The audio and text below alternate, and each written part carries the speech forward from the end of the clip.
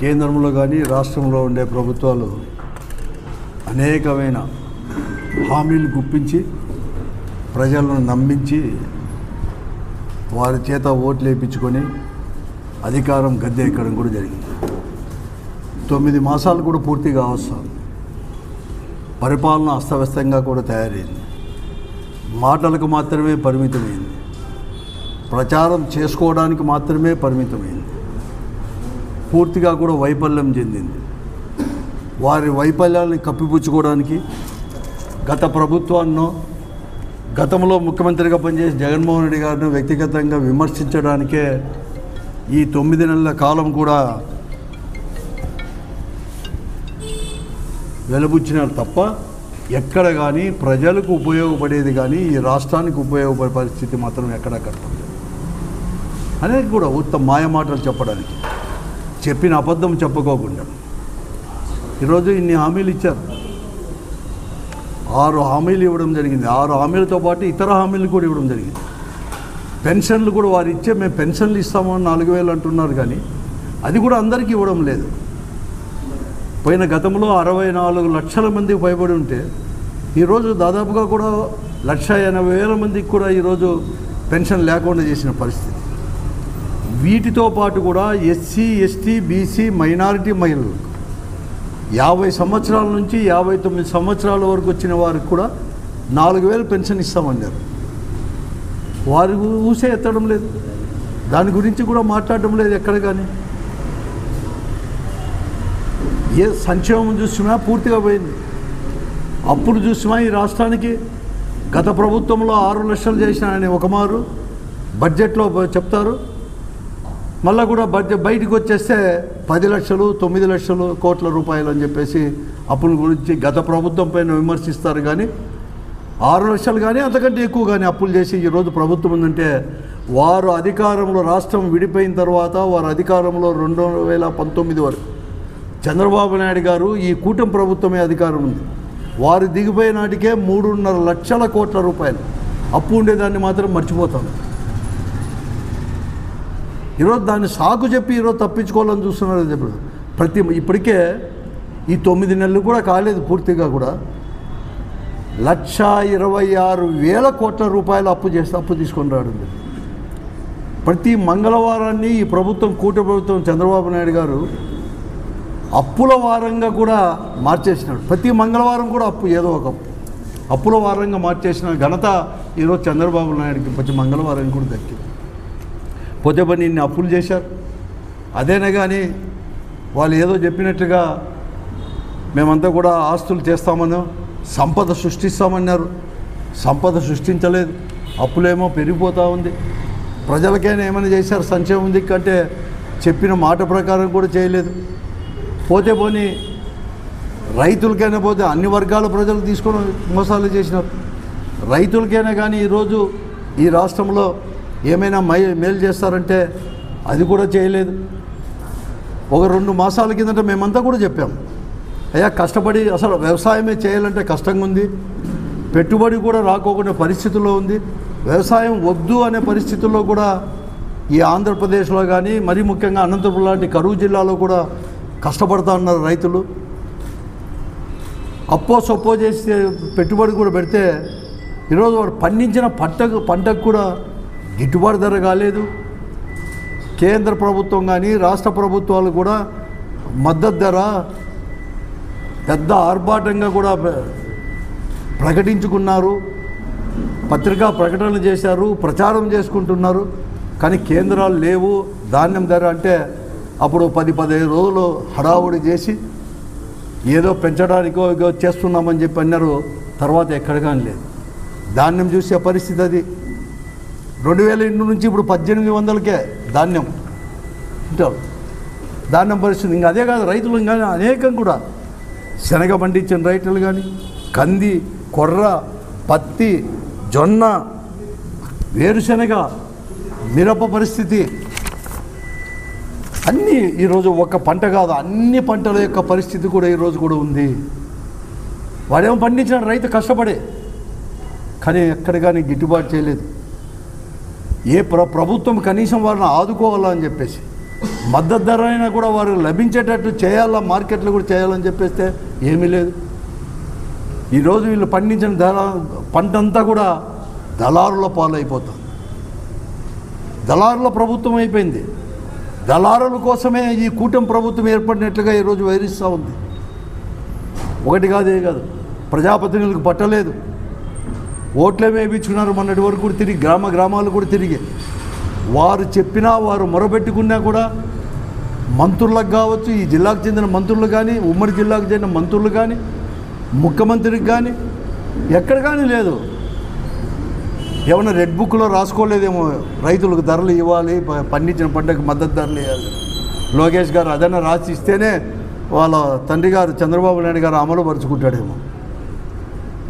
ఆ పరిస్థితి ఈరోజు కూడా ఉంది అన్నమాట. ఎంత పరిస్థితి అంటే అంత పరిస్థితి ఉంది. ఈరోజు శనగ పండించినాడు విత్తనం వచ్చేసి క్వింటాల్ వచ్చేసి విత్తనం వేసేటప్పుడు 3 నెలల కిందట 4 నెలల కిందట 7,500 8,000 రూపాయల క్వింటాల్ కొంటే ఈరోజు కేవలం 5,500, అంతకంటే తక్కువ 300. ఎంత అన్యాయం అంటే దళాలు వ్యాపారస్తులు చేస్తున్నారు. ప్రభుత్వం మద్దతు ఉంది కాబట్టి వాళ్ళు చేస్తున్నారు. డిస్కలర్ వచ్చింది అక్కడక్కడ. మన వర్షానికి ఏదో కొద్దిగా కొంచెం ముందు పీకిన వాళ్ళకి డిస్కలర్ వస్తే ఒక క్వింటాలకు 10 నుంచి 15 కేజీలు విత్తనం శనగ ఫ్రీ ఇవ్వాలి. అంటే ఒక క్వింటాల్ కొనుక్కుంటే 10 నుంచి 15 కేజీలు ఫ్రీగా ఇవ్వాలి. డిస్కలర్ వచ్చిందని మళ్ళీ రేటు తక్కువే, 5,500 కూడా వాళ్ళు తీసుకోవడం లేదు. రేటు తక్కువ చేసి మళ్ళీ అంత ఫ్రీగా అదనంగా ఇవ్వాలి అనమాట. ఆ పరిస్థితి ఈరోజు కూడా ఉంది. ఇంకా కందులు చూస్తే గత సంవత్సరమే, నేను ముందు కూడా చెప్పలేదు, 9,000 నుంచి 10,000 రూపాయల క్వింటాల్ పోయింది కందులు. కానీ ఈరోజు 6,300, 6,400 కందుల యొక్క పరిస్థితి. ఎందుకంటే వేరుశనగ తగ్గించి డ్రైల్యాండ్స్ అన్నీ కూడా మన జిల్లాలో వచ్చేసి కందేశారు. ఇక్కడే కదా కర్నూలు, కడప ఇవన్నీ కూడా ఎక్కువ కందేసినారు, పండించినారు. ఒక సంవత్సరానికే ఇంత. కొర్ర చూస్తే పోయిన సంవత్సరం లాస్ట్ ఇయర్ 6,000 రూపాయలు క్వింటాలు, ఈ పొద్దు 2,100, 2,200, లేకపోతే 50, 60 ఎక్కువ అంతే. అడిగేవాడే లేడు కొర్రలు. మళ్ళీ ప్రచారం చూస్తే ఎక్కువ ఉంది, ఎక్కడ చూసినా ఉంది. ఇంకా జొన్నలు ఈరోజు వచ్చేసి 2,000 రూపాయలు జొన్నలు, 6,000, 8,000 కూడా పోయింది లాస్ట్ ఇయర్ జొన్నలు. 2,000 రూపాయలు అంటే కొర్రలకు ఉన్న రేటు కూడా లేదు, జొన్నలకు లేదు. ఇంకా గ్రౌండ్ నెట్ చూస్తే గత సంవత్సరం కాదు, గత 5 ఏళ్ళ నుంచి కూడా ప్రతి సంవత్సరం కూడా 40 కేజీల బస్తా 3,600, 3,800 ఉండేది. ఈరోజు 2,600 40 కేజీలకు. మళ్ళీ కూడా ఇంతవరకు ఎప్పుడూ లేదు. ఎప్పుడో 1 కేజీ 40 కేజీల బస్తాకు 1 కేజీ అదనంగా అడుగుతాను. 10 కేజీలు అంటే 50 కేజీలకు 40 కేజీలకు ఇచ్చే ధర ఇస్తూ 2,600, 2,700 ఇస్తూ 10 కేజీలు అదనంగా వాళ్ళకి ఇవ్వాలి, ఫ్రీగా ఇవ్వాలి. రైతు పరిస్థితి ఇది. అడిగేవాడే లేడు, దళారులు ఇంత ఎక్కువ తీసుకుంటారు. పత్తి CCI అంటే సెంట్రల్ గవర్నమెంట్ CCI ఆర్గనైజేషన్, దాని మద్దతు ధర వచ్చి 7,412 రూపాయలు క్వింటాల్కు. 7,412 ఉంటే ఈరోజు 5,500. ఎక్కడ కానీ ఇళ్ళల్లో వేసుకోవడానికి లేదు. పత్తి అంతా కూడా బయటకు వచ్చేసింది. 5,500 కొనేవాడు కూడా లేడు. ఇప్పుడు 7,412 రూపాయలు ఈరోజు ఉంది. పత్తి చూస్తే ఇలా ఉంది. ఇంకా మిరపదైతే ఇంక చెప్పేకే లేదు. అసలు నమ్మరు. పోయిన సంవత్సరం ఇక్కడ బేడా అనేది 40,000 నుంచి 41,500 రూపాయల క్వింటాల్ ఉంటే ఈరోజు కేవలం ఒక హై క్వాలిటీ కథ నేను చెప్తున్నాను, 7,000 నుంచి 9,000, 4,150 రూపాయలు ఎక్కడ, 41,000 ఎక్కడ, 7,500 రూపాయలు, 9,000, 7,000 ఎక్కడ? మీరు ఆలోచన. ఒకవేళ సాధారణమైన మిరప కూడా ఈరోజు 5,500 అమ్ముతా అంటే గతంలో 25,000 నుంచి 30,000 లాస్ట్ ఇయర్ అమ్మ. ఇది ఈరోజు పరిస్థితి. అన్నీ కూడా ఎక్కడ కానీ పరిస్థితి వచ్చేస్తుంది. ఎవరు కానీ అడిగేవాళ్ళు లేడు. గ్రౌండ్ వాటర్ పడిపోయింది. కేవలం HLC నీళ్ళు ఎత్తేసే కాలువ ప్రాంతాల్లోనూ పరిసర ప్రాంతాల్లో HNSS పరిసర ప్రాంతాల్లో తప్ప పూర్తిగా గ్రౌండ్ వాటర్ వెళ్ళిపోయింది. నేను అసలు విచిత్రంగా అడుగుతాను. ఇదే 2-3 ఏళ్ళ కిందట మమ్మల్ని అంతా కూడా 9 గంటలు ఇవ్వండి, 7 గంటలే ఇస్తానని మీరు కరెంటు, 9 గంటలు ఇవ్వండి, మేము రాత్రిపూట ఇవ్వద్దండి, కంటిన్యూగా ఇవ్వండి, పగులు ఇవ్వండి అని చెప్తే జగన్మోహన్ రెడ్డి గారు చెప్పి ఏదో రకంగా తీసుకొచ్చి 2 సంవత్సరాలు ఉంటే ఈరోజు రైతులు ఏమని మాకు ఫోన్ చేస్తానంటే వాటర్ అయిపోతూ ఉంది, మాకు 7 గంటలే చాలు, అది పగులు 4 గంటలు, రాత్రి 3 గంటలు ఇవ్వండి అని చెప్పేసి మమ్మల్ని అడగండి, మీరు అడగండి అంటే ఎందుకయ్యా మనమే కదా అడిగింది అంటే వాటర్ లేదు, బోర్లు డ్రై అవుతాయి, కంటిన్యూగా 7 గంటలు కొట్టినా కూడా మోటార్లు లేవు, కాబట్టి నాకు చాలు 4 గంటలు 3 గంటలు పగులు వేయండి, రాత్రిపూట ఇవ్వండి, 7 గంటలు చాలు అని చెప్పేసే పరిస్థితి ఈరోజు జిల్లాలో నెలకొని ఉంది. నేను చెప్పేది వాస్తవాలు, నేనేదో ఎక్కువ చేసి ఏం చెప్పడం లేదు. నాకే కాదు, ఇప్పుడుండే ఎమ్మెల్యేలకు ఎంపీలకు కూడా ఇదే ఫోన్లు వచ్చింటాయి.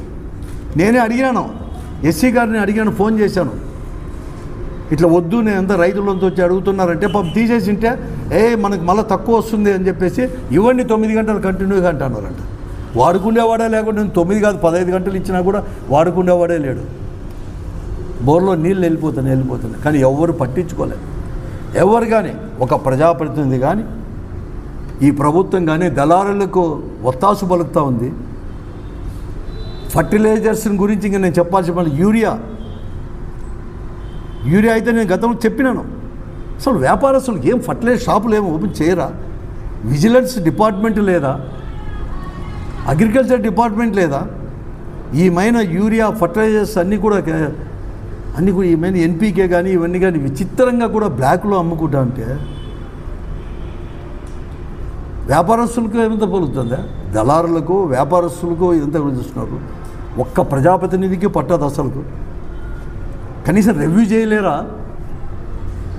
ఇంకా కూడా గెలిచినాం ప్రభుత్వం వచ్చేసి ఆర్భాటం చేసి గత ప్రభుత్వాన్నో గతంలో ఉండే వాళ్ళని విమర్శించుకుంటానే పోతారా? అయిపోయింది. ఇంకా 3 నెలలు పోతే మీకు 1/5 ఆఫ్ ద టైం అయిపోయినట్లే. ఇంకా మీ ఆయుస్ వచ్చి, ఈ ప్రభుత్వం ఆయుస్ వచ్చి 5 ఏళ్ళే ప్రజలు ఇచ్చింది.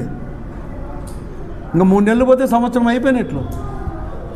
ఇంకా మీ ఆడంబరాల్లోనూ, మీరు సంపాదించుకునే దాంట్లోనూ, మీ కమిషన్ల దాంట్లోనూ దీంట్లోనే ఉంటారా? కాలం గడుపుతారు ఇట్లా ఏమన్నా?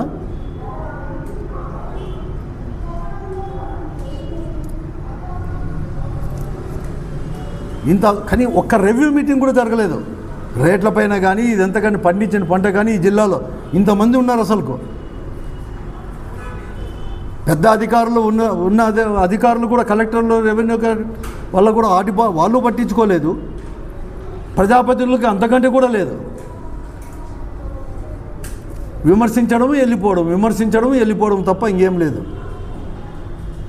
రండి, గ్రామాలకు రండి, తెలుస్తుంది అంతా కూడా. ఈ పరిస్థితి అనేది కూడా ఇక్కడంతా కూడా ఉంది.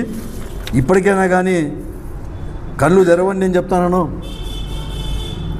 అరటి అయితే మొన్నటి వరకు కూడా, మొన్న వారం కిందట 10 రోజుల కిందట కూడా 30,000 టన్ను, ఈ పొద్దు వచ్చేసి 23,000, 22,000 మళ్ళీ ఈ పొద్దు టన్ను అరటి. ఇవన్నీ ఇంకా చీనా కాయల గురించి నేను చెప్పలేను. ఎంత అన్యాయం అంటే ఇక్కడ వచ్చేసి షూట్ అని చెప్పేసి 10 టన్నులకు 2.5 టన్ను, 10 టన్నులకు 2.5 టన్ను అంటే వాడు పండించిన పంటలో 1/4. అంటే 100 టన్నులు పండిస్తే 25 టన్నులు వాళ్ళకి ఫ్రీ ఇవ్వాలి షూట్ పేరిట. ఇదే కొత్తగా రాలేదు షూట్, ఏం నేను కాదడం లేదు. 1.5 టన్ను అనేది ఉండేది, ఇప్పుడు 2.5 టన్ను చేశారు. మార్కెట్ రేట్లు అయితే 10-12% కమిషన్ అన్నా. లేకుంటే ప్రైవేట్ మార్కెట్లు దళారులకు వెళ్ళిపోయారు. ప్రభుత్వం కింద పనిచేసే మార్కెట్ యార్డ్లు దళారుల చేతుల్లోకి వెళ్ళిపోయారు. అయినా ఎవరు కానీ పట్టించుకోలేదు. గాలికి వదిలేసినారు రైతుల్ని. వాడు అప్పులు పాలవుతున్నాడు. ముఖ్యమంత్రిని కూడా ఇంకా ఇప్పటికి కూడా రివ్యూ చేసి, బ్యాంకులు చేసి ఏమన్నా గతంలో ఏమన్నా తప్పులు ఉన్నాయేమో ఇమ్మని చెప్పి అడుగుతున్నాడు. కానీ 9 నెలల్లో మీ తప్పులేమి అనేది ఒకతూరు కూడా రివ్యూ చేసుకో ముఖ్యమంత్రి గారు. గురిగింద గింజ సామెత మీకు మళ్ళీ మతికి చేయాలన్నా? నువ్వు 40 ఏళ్ళ ఇండస్ట్రీ అని చెప్పి నీకు మళ్ళీ కొత్తగా చెప్పాల్సిన పని లేదు. రాయలసీమ నుంచి పోయినాడు. నీ కింద ఏముందో చూసుకో. గతంలో వాళ్ళ తప్పులు కాదు, ఇప్పుడు నువ్వు చూసుకో. ఇంకా ఇన్ని వైఫల్యాలు ఉన్నాయి మీ దగ్గర. మీ అవినీతి చూసుకో. మీ వాళ్ళంతా కూడా, మీ వాళ్ళు కూడా ఎట్లున్నారో. ఆ అవినీతికి కొమ్ము కాస్తున్నారు కాబట్టే ఈ దళారులు, వ్యాపారస్తులు కొమ్ము కాస్తున్నారు. మీ వాళ్ళంతా కూడా అవినీతి కోసం.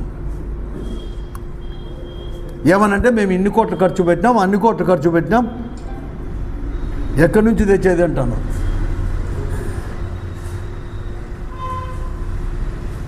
ఇప్పటికైనా కానీ చెప్తా, కళ్ళు తెరచండి.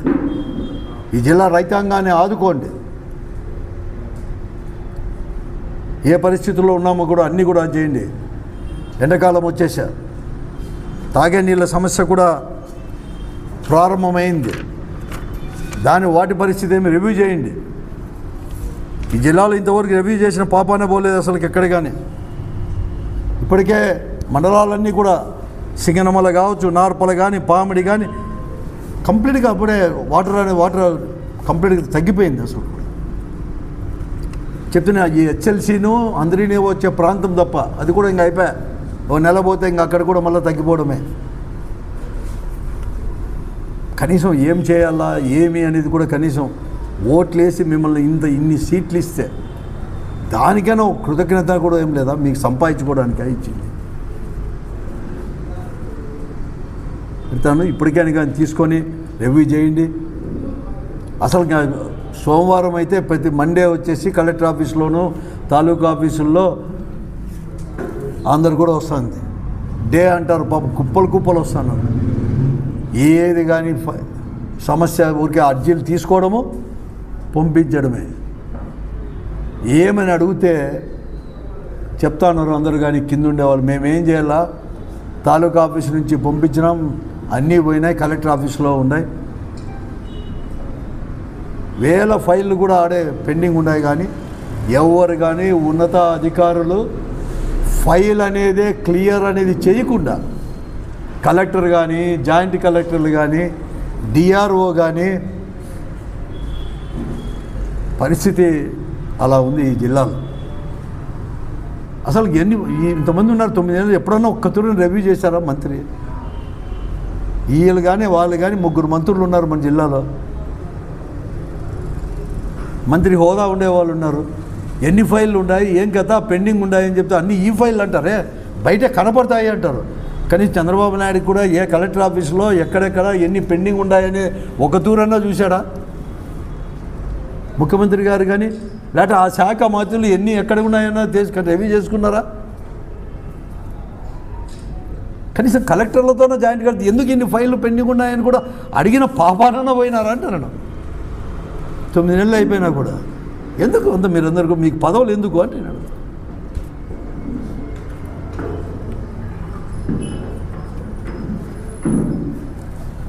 అందుకోసం ఇప్పుడే మేము చెప్తున్నాం, వెంటనే కూడా హామీలు కూడా అమలుపరిచి ఇవన్నీ పైన కూడా వెంటనే చేయండి. లేకుంటే మాత్రం అందరూ కూడా పెద్ద ఎత్తున కూడా ఆందోళన కూడా చేసేసాగి కూడా అవకాశాలు కూడా ఉన్నాయని చెప్పేసి నేను ఈ ప్రభుత్వాన్ని కూడా హెచ్చరిస్తున్నాను కూడా ఈరోజు కూడా మాట్లాడుతున్నాను.